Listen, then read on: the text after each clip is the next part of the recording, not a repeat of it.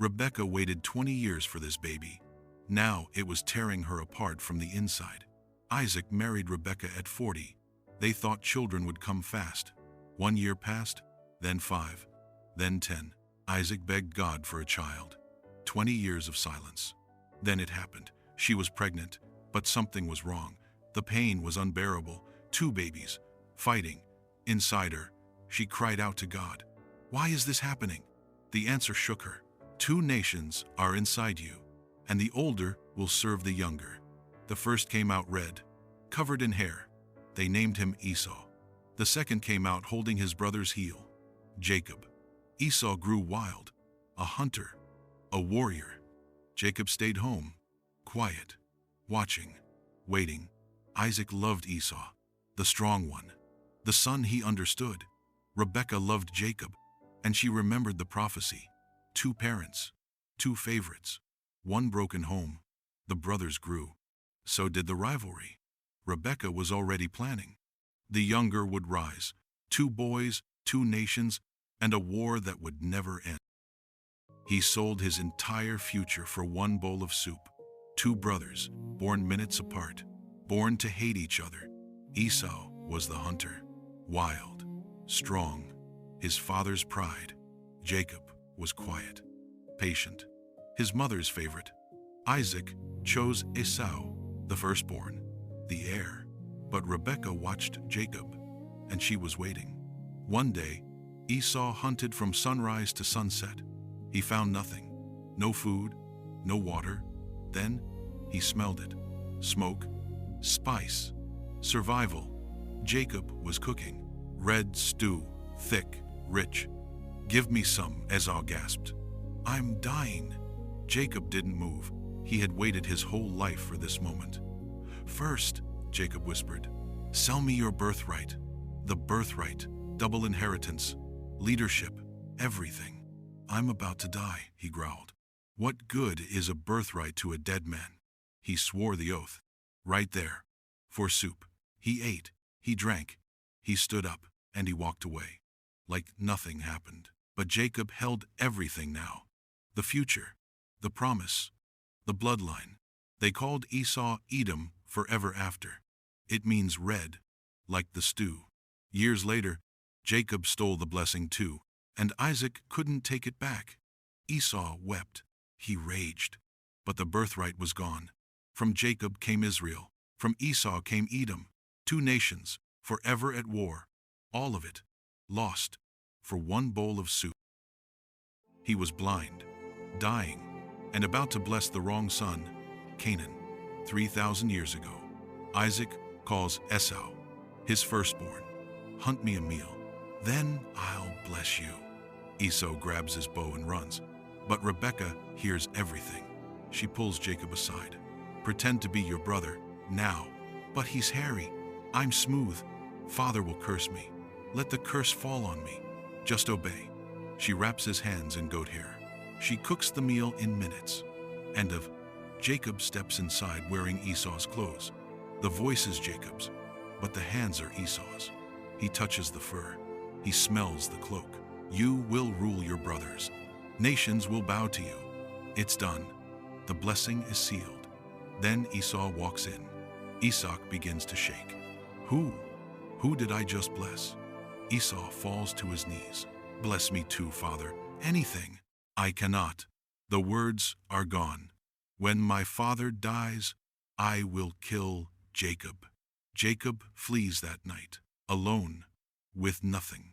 20 years pass. He becomes rich, powerful, haunted. Jacob just stole his brother's blessing. In 60 seconds his life ends or begins. Esau swears to kill him, brother against brother. His mother Rebekah warns him, run, tonight, or die. Jacob runs. No food, no guards, no goodbye. Days bleed into weeks. The desert swallows him. He sleeps on stones. He dreams of ladders, angels going up and down with worship. Jacob calls this place Bethel. Surely the Lord is in this place, and I was not aware of it. How awesome is this place? This is none other than the house of God. This is the gate of heaven. Then Haran, a well, a chance, A stone too heavy for 3 men blocks the water. Then she arrives. Rachel, the shepherdess. Jacob sees her, and something inside him breaks open. He doesn't wait. He doesn't ask. Alone, he moves what 3 men couldn't. Her flock drinks. Her eyes never leave him. Then Jacob does something no one expects. He weeps. He kisses her, a stranger. Rachel pulls back. Who is this man? He whispers, I am Jacob, your father's blood. She runs to tell her father. Everything changes. He fled to escape death. He found the love that built a nation. He weeps. He's never felt this before. Her father Laban welcomes him in. With a smile that hides something, Jacob makes an offer. 7 years of work.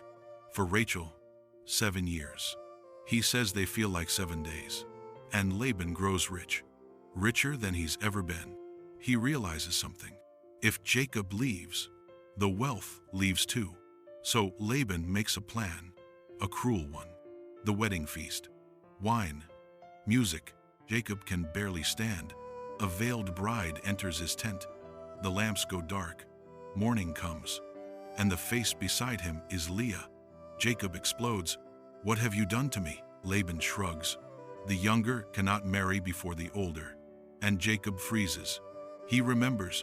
He stole his brother's place by pretending to be someone else. Now someone pretended to be Rachel. The deceiver deceived. Laban offers Rachel too. For 7 more years of work, Jacob agrees. Love costs him 14 years. He marries them both. But the house is split forever. 2 sisters, 1 husband. A war that never ends. Every lie comes back. Every seed grows. That's the law no one escaped. She gave him 4 sons. He still didn't love her. Leah wasn't supposed to be the wife, but God saw what her husband refused to see. While her sister remained barren, Leah conceived. She names him Reuben. The Lord has seen my misery. 2nd son, Simeon. The Lord heard I am not loved. 3rd son. She's certain this time it will change. Levi. Now at last my husband will become attached to me. He doesn't. 4th son. Something shifts inside her. Judah. This time I will praise the Lord. She stops begging for human love. 2 more sons. 1 daughter. 6 sons total. The rivalry with her sister consumed them both. Both women gave their maids to him. Desperate measures. But Leah's pain had a purpose she couldn't see. Her son Levi's descendants became the priests of Israel. Her son Judah's line produced King David. And from Judah's line came Jesus himself. The unloved wife became the mother of kings. She sought a man's validation. God gave her eternity. History forgot her pain, but never her legacy. Sometimes rejection is just redirection to purpose.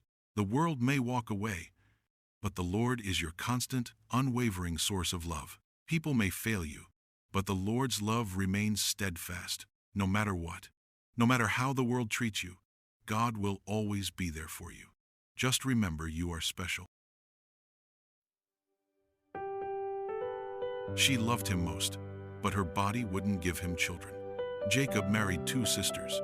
Rachel, his true love. Leah, the one forced upon him. Leah kept having sons, one after another, and Rachel felt like she was dying inside. Sister turned against sister. Love became a battlefield. Desperate, Rachel makes a radical choice. She gives her servant to Jacob. Through Bilhah, she has Dan.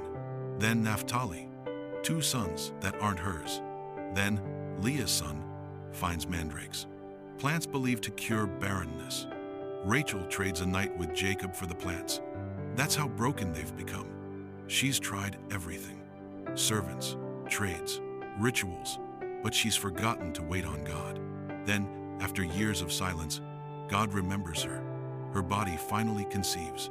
After all the schemes, after all the pain, she names him Joseph, her first true son. Later, she bears Benjamin, but dies bringing him into the world. Her life was tragedy and triumph woven together. The prophet Jeremiah sees her weeping for Israel's exiles, a mother's eternal grief. Matthew quotes her mourning when Herod kills the children. Her pain echoes through time. Through Joseph, she saves nations from famine. Her legacy reshapes history. Her story teaches us. Comparison destroys. Waiting refines. True love requires dedication. And God hears every desperate prayer. Rachel, beloved wife, barren then blessed, a symbol of strength that endures forever. Despite a tumultuous life, Rachel showed great compassion by allowing her sister to marry Jacob to avoid public shame. She is revered for her selfless, maternal love. Her life proves that human struggles can exist alongside intense love and divine purpose. After 20 years of labor, Jacob finally saw his chance to leave. But Laban refused to let his most valuable worker go. Jacob made a deal. He'd stay 6 more years. His wages? Only the spotted and dark-colored animals. Laban thought he'd won. The spotted ones were rare. But Jacob had something Laban didn't: God's blessing. Jacob made a deal with a cheater. His father-in-law kept changing his wages, so Jacob asked for only the ugly ones. He placed peeled sticks in the water, an ancient trick. He believed it would create spotted offspring. Then God spoke in a dream. It wasn't the sticks, it was him. God rigged the gene pool. Jacob became exceedingly rich. The God of Bethel always keeps his promises. Month by month, Jacob's flocks exploded. In 6 years, he became richer than he'd ever imagined, while Laban's animals grew fewer, weaker. Every trick failed. God was with Jacob. But Laban's sons grew jealous, resentful, dangerous. Jacob knew it was time to run. He packed everything: his wives, his children, his wealth, and fled. Laban woke to find them gone. He gathered his men and chased them down. 7 days later, Laban caught up. 20 years of lies, of manipulation. It could end in blood. But both men were tired of fighting. They made a covenant of peace. 20 years of bitterness ended. Laban returned home. Jacob turned toward Canaan. After 2 decades of exile, Jacob was finally going home. But the hardest part of his story was still ahead. He worked 14 years for 2 wives. Now he's building an empire. Jacob serves Laban for 6 more years. But this time, he keeps the flocks. 12 sons, 1 daughter, 4 mothers. A family that will become a nation. Joseph is born. Rachel's firstborn. Jacob's favorite. After 20 years of serving Laban, Jacob makes a choice. He doesn't ask permission. He runs. Rachel takes something that doesn't belong to her: her father's gods. 11 days later, Laban discovers they're gone. He chases them for 7 days, furious, armed, ready for blood. When he catches them, God warns him in a dream: touch nothing. He searches everything, finds nothing. Rachel never stands. They make peace, build a boundary, never to cross again. That night, Jacob sends his family ahead. He stays behind. Someone attacks him in the dark. They fight until dawn. His hip breaks. He doesn't let go. He demands a blessing. Your name was Jacob. Now you are Israel. You fought God and survived. He limps into the sunrise. No longer the deceiver. Israel, Prince of God. Ahead waits his greatest fear: Esau, the brother he betrayed. Esau doesn't draw his sword. He runs. He embraces him. 20 years of fear gone in a moment. They weep. They forgive. They go their separate ways. And the man who fled with nothing returns with everything. His new name is Israel. His descendants will inherit the earth. They called it justice. But justice doesn't massacre a city. Jacob brings his family to Shechem. A new beginning. Or so he thinks. Dinah, Jacob's only daughter, explores the city alone. The prince sees her and takes what he wants. Simeon and Levi hear what happened. They don't plan revenge. They plan annihilation. The brothers propose a deal: peace through circumcision. The city agrees. 3 days later, every man is defenseless. Simeon and Levi strike. They kill every male, plunder everything, leave nothing standing. Jacob stares at the massacre. His sons didn't bring justice. They brought war. Every neighboring tribe now wants his family dead. God speaks: move to Bethel. Now they flee. Jacob, Simeon, Levi, and the whole family leave death behind. At Bethel, Jacob builds an altar. God reaffirms the covenant. The name Israel is sealed forever. They continue toward Ephrath. But tragedy travels with them. Rachel, Jacob's beloved wife, goes into labor. Something's wrong. She births Benjamin, and with her last breath, she's gone. Jacob buries her where she fell. The road to Bethlehem becomes a grave. Reuben, the firstborn, commits the unthinkable. He sleeps with Jacob's concubine. Jacob reaches Hebron. His father Isaac is dying. Jacob and Esau reunite, not as enemies, as brothers. They bury their father together, and bury the rivalry with him. Revenge cost a city. Journey cost a wife. Sin cost a birthright. But the covenant remains. We all fall short and commit countless errors along the way. But remember this: the Lord's faithfulness never fails, and He will never remove His covenant from those He loves. No matter how many mistakes are made, God's love prevails.